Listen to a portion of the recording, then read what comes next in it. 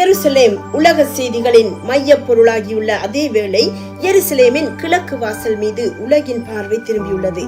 அலங்கார வாசல், golden gate, mercy gate ஆகிய பல பெயர்களில் அழைக்கப்படும் இந்த ஈஸ்ட் கேட் 500 வருடங்களாக மூடப்பட்டுள்ளது. இப்போது இதில் அதிர்வும் அசைவும் ஏற்படுவதாகவும் அடிப்பகுதியில் இருந்து எக்காலம் போன்ற சத்தம் கேட்பதாகவும் செய்திகள் வெளிவருகின்றன. இது மற்றும் ஒரு மிக பெரிய தீர்க்க தரிசனத்தின் நிறைவேறுதலுக்காக ஸ்பிரிச்சுவல் ரெமில் ஏற்படும் அசைவின் வெளிப்பாடாக பலரால் உணரப்படுகிறது.